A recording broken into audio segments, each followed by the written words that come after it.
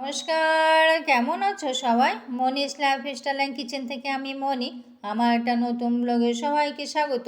সকাল সকাল বাসি ঘর ঝাড় দিয়ে নিচ্ছি, এখান থেকে ব্লগটা শুরু করলাম। আশা করি তোমাদের খুব ভালো লাগবে।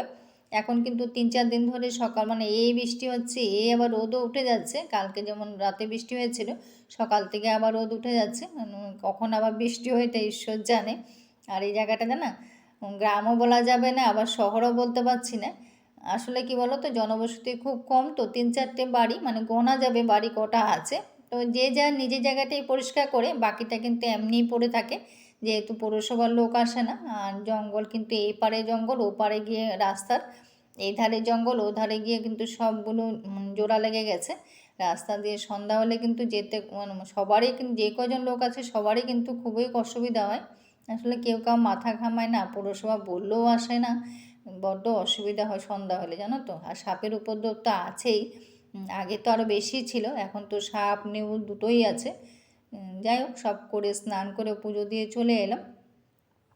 তো পুজো দেওয়া হয়ে গেছে। আর তুলসী গাছটা না অনেক দিন ধরে আছে, কদিন থাকবে জানি না। আগে একবার বসিয়েছিলাম, বেশি দিন ছিল না।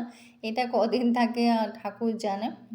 থাকে না জানো, তুলসী গাছ ঠাকুর ঘরে যতবার বসিয়েছি ততবারই কিন্তু আমি বাঁচাতে পারিনি। এবার পারবো কি না জানি না। আর সকালে টিফিনে আজকে দুটো ম্যাগি ছিল। আমার দুটো বলে দুটো বার ছিল আর কি। তো বরকে জিজ্ঞাসা করলাম, বললো করে হলো, খাওয়া হয়েছে। আর দেখো এদিকে বিড়ালের জন্য করেছে, ওটা সবজি দিইনি, যেহেতু সবজি দিলেও খাবে না, আর এমনি খায় আর কি। আর যেহেতু এখন একটা বিড়ালে আছে, মা মেয়ে আছে, এটা তোমরা মাঝে মাঝে দেখতে পাও।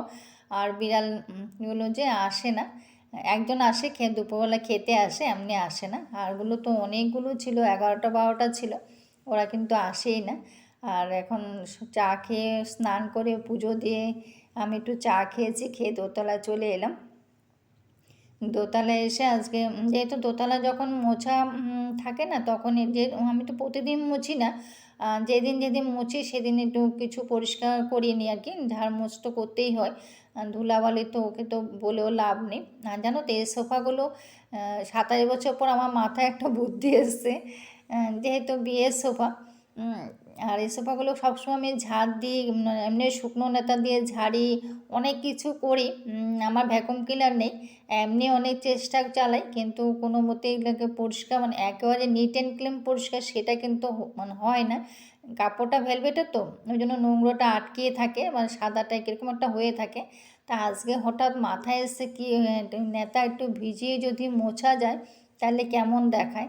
দেখলে অসাধারণ ভালো পরিষ্কার হয়েছে, জানো তো। তো কারো যদি এমনটা থাকে না, করতে পারো। তো এটা একটা ভালো টিপস বলতে পারি। সুন্দর পরিষ্কার হয়েছে, একটা তো করেছি, আর একটা করার সময় তোমাদের সঙ্গে শেয়ার করলাম। এত সুন্দর পরিষ্কার হয়েছে না, বলার বাইরে। এতদিন আমার আমি নিজে খুব খুশি হয়ে গেছি যে এত সুন্দর পরিষ্কার, তো আমার আগে কেন মাথায় আসেনি বুদ্ধিটা। এতদিন পরে বুদ্ধিটা এসছে, কিন্তু খুব সুন্দর হয়েছে, জানো তো এই বুদ্ধিটা।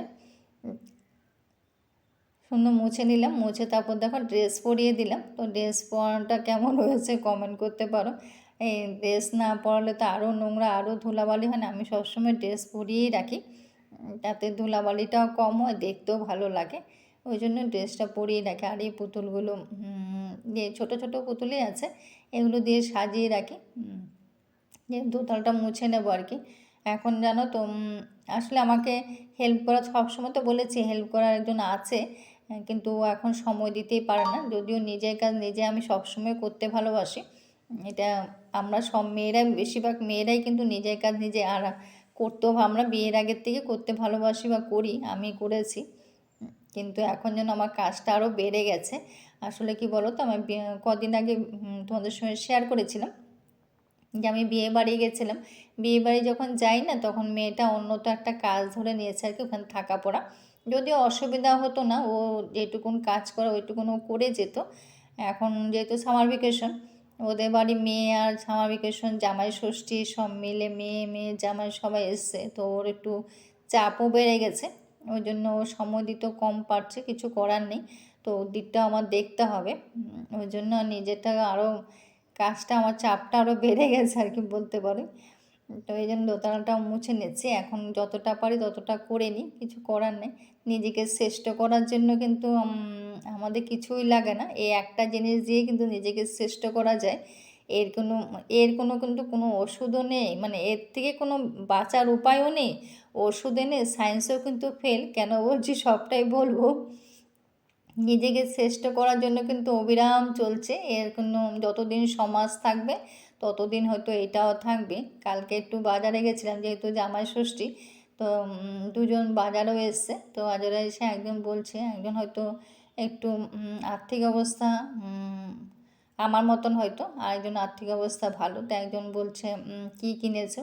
ও এই ধরনের ছাপা শাড়ি তো আমার মেয়ে পছন্দই করে না, আমি তো এর থেকে মানে দামি কিনেছে। তো মানে আমার নিজেরই খারাপ লাগছে যে নিজেকে শ্রেষ্ঠ করার জন্য নিজেকে মানে একে অপরকে তুলনা করে কী লাভ, তাই না বলো? নিজেকে শ্রেষ্ঠ করতে মানে কত কী না যখন আদৌ সত্যি না মিথ্যা সেটা কিন্তু কেউ আমরা জানি না, কিন্তু এটা কিন্তু প্রতিনিয়ত চলছে, একজন একজনের সাথে তুলনা করা আর নিজেকে শ্রেষ্ঠত্ব বানা। যেমন তোমার কী আছে না, মানে ওর কী আছে না দেখে নিজের কি, যদিও থাকুক আর না থাকুক, মানে গল্প করাটা কিন্তু শেষ আদৌ অবধি শেষ হয়ও নি আর হবেও না। মানে এত সুন্দর সুন্দর গল্পগুলো শুনলাম না কালকে, তো সেটাই ভাবছি আর কি, যে আদৌ আছে কি না সেটা ঈশ্বর জানে, কিন্তু গল্প করাটা কেউ ছাড়ে না। মানে নিজেকে শ্রেষ্ঠ করতে মানে কিছুই লাগে না, একজনকে ছোট করা আর কি, অন্যজনকে ছোট করা।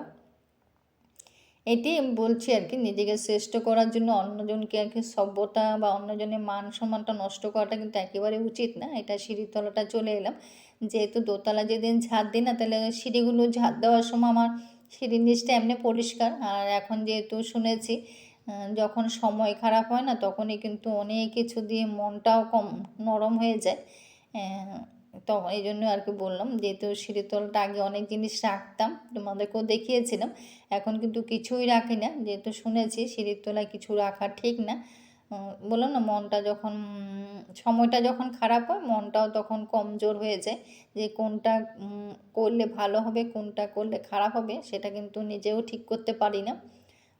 হয়তো এটা আমার ক্ষেত্রেই বেশি হচ্ছে, জানি না। যাই হোক, একটু সব কাজ শেষ করে মানে দোতলার কাজ শেষ করে এসে তারপরে একটু ডালটা বসিয়ে দিয়েছি। আর যেহেতু অল্প করে ডাল বসাই না, ওই জন্য কুকারটা আর যাওয়া যায় না। আবার তো কুকার মাজতেও তো হবে না, এটা একটা বড় হ্যাপা। তো ডাল বসিয়ে চলে এলাম তোমাদেরকে আমসত্ত্বটা দেখাতে। দেখো খুব সুন্দর হয়েছে না, আর এটা যে তোলা যাচ্ছে আমি জানতাম না, আজকে তোমাদের সামনে ট্রাই করলাম, দেখলাম খুব সুন্দর উঠে যাচ্ছে। এত ভালো লাগছিল না তখন, নিজেকে খুব খুশি লাগছিল যে বাহ কী সুন্দর তো উঠে যাচ্ছে। তো যে মোটামুটি তাহলে হয়ে গেছে, আজকে রোদটা যদি ভালো করে পাই তাহলে কালকে আর দিতে হবে না, সেটাই বরকে বলছিলাম কি দেখে দেখে। আর দেখো ডালটা যে বসিয়েছিল সেটা ফেনাগুলো ফেলে দিচ্ছি, আর ডালটা আমি সবসময় গরম জল দিয়ে বসাই যাতে সময়টা কম লাগে, আবার তাড়াতাড়ি ফুটেও যায় আর কি, দুটো মিলে আর কি একসাথে। এই জন্য গরম জল দিতে আমরা সবাই জানি, রান্না করলে রান্নার স্বাদটাও বাড়ে। ডালটাও কিন্তু আমি গরম জল দিয়ে একবারে বসিয়ে দিই যাতে সময়টা কম লাগে আর গ্যাসটা কম পড়ে আর কি। তো দুটো সব দিকে লক্ষ্য রাখাটাও তো উচিত, তাই না বলো? তো এটাই করলাম। তো ডালটা এদিকে আলু পটলের তরকারি বসিয়ে দিয়েছি, আজকে আলু পটল তরকারি আর ডাল আর করলা ভাজি করেছি। আর এদিকে ডিম করবো আর কি, এই রান্নাবান্না আজকে হবে। আর ডাল বড়া আর একটু আগে বললো একটু ডালের বড়া খেতে, অনেক দিন ডালের বড়া খাইনি, ডাল ভিজিয়ে দিয়েছি এখন। আর ডিমটা দেখো মামলেট করে নিয়েছি, তো এইটি আজকে ডিমের মামলেট করে ঝোল করব। আর আর বেশি কিছু মানে মাছ নেই, তো ওই জন্য ডিম রান্না করছি। কালকে মাছ, আগের দিনে মাছ যেগুলো ছিল ওগুলো কালকে খাওয়া হয়ে গেছে, আর কালকে কোনো মাছ ছিল না, একটা পিসে মাছ আছে ওটা বিড়ালদের জন্য রেখে দিয়েছি।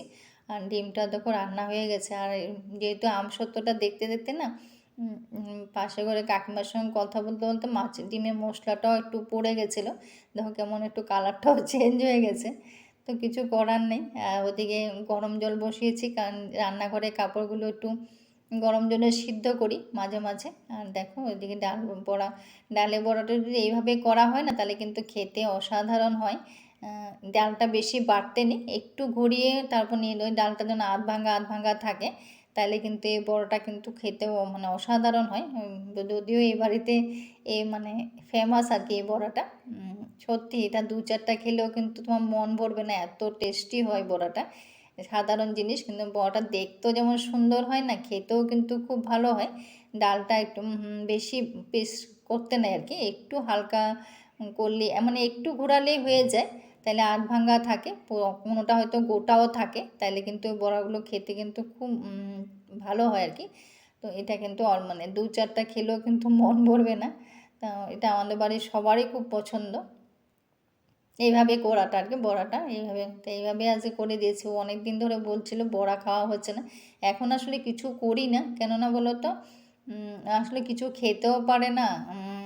দেখো কি সুন্দর হয়েছে না বড়াগুলো, তো তোমাদের সঙ্গে শেয়ার করলাম। কেমন হয়েছে একটু বলো আমাকে। এখন কিছু করি না কেন বলতো, খেতেও পারে না। আজকে প্রায় 3-4 মাস ধরে কী হয় বলতো, খেতেও পারে না, পেটের সমস্যা, যতই কিছু খাক না কেন ওষুধ। আর এই জায়গাটা আজকে পরিষ্কার করবো, কেননা বলো তো, যদিও এনে রান্নাঘরে আমার অ্যাডজাস্ট নেই, ওই জন্য তেল আমি চাদর পেতে রাখি, পেতে নিয়েও আবার সবসময় পেতে নিই, কিন্তু তাও একটা তেল কাজটা কিন্তু হয়ই। এই জন্য মাঝে মাঝে আমি এগুলো স্কচ ব্রাইট দিয়ে আর একটু গরম জল করে, যেহেতু গরম জল করেছি, নেতাগুলো ভিজিয়েছিলাম তো গরম জলে, তো গরম জলটা থেকে গেছে, নেতাগুলো তো কেচে দিয়ে রোদে দিয়ে দিয়েছি, আর ওই জন্য গরম জলটা দিয়ে তার জন্য এই জায়গাটা একটু মেজে নিচ্ছি স্কচ ব্রাইট দিয়ে, তাহলে তেল কাজটাও পরিষ্কার হয়ে যাবে। এইভাবে আমি করি আর কি, বুদ্ধি খাটিয়ে খাটিয়ে কাজ করি। যখন দেখলাম গরম জলটা আছে, তাহলে এই জায়গাটা মেজে নিই, পরিষ্কার হয়ে যাবে, তেল কাজটাও উঠে যাবে। তো এটাও করে নিলাম। এই এই ঘরটাই বেশি হয়, যেহেতু এখানে রান্না করি, সব ঘরে মোটামুটি তেল হয়, এখন যেহেতু রান্নাঘরে আমার অ্যাডজাস্ট নেই, আর এই রুমটাতেই বেশি হয় আর কি। আর দেখবে তেল তেল থাকলে না হাঁটতে পায়ে কিরকম লাগে, আমার এটা খুব বাজে লাগে, কিন্তু করি, যাই হোক।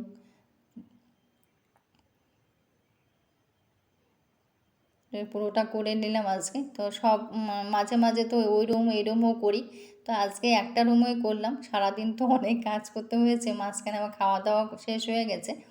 খাওয়া দাওয়া এই কাজগুলো আমি খাওয়া দাওয়া শেষ করে তারপরে করি। তারপর কেন, যেহেতু আমি স্নান করে কাপড় জামা ছেড়ে নেব, ওই জন্য তখনই আমি এই কাজগুলো করি। যখন খাওয়ার পরে আর ভোরবেলা উঠে আমি বেশি কাজ করি, এটা আমার বরাবরই।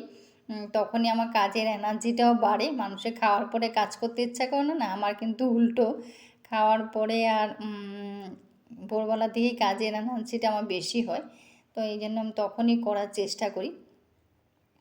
তো আজকেও দেখো পুরোটা মেজে নিচ্ছি, মেজে তাও পরিষ্কার করে নিলাম।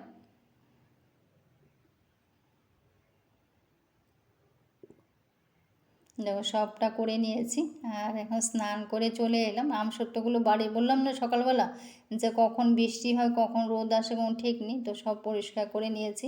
তো মেজেও পরিষ্কার করে ঘরটাও মোছা হয়ে গেছে, আর দেখো এখন বৃষ্টিও চলে এলো, এখন এই জন্য আমসত্ত্বগুলোও ঢুকিয়ে দিলাম। আর সব বাড়ি ঘর আমার পরিষ্কার হয়ে গেছে, আমার স্নানও হয়ে গেছে। দুটো আম পড়েছে, আম এখন 2-4টা আছে, এগুলো পরে প্রতিনিয়ত। আর দেখো সব কাজও হয়ে গেছে, আজকে ব্লগটা এখানে শেষ করব। তো কেমন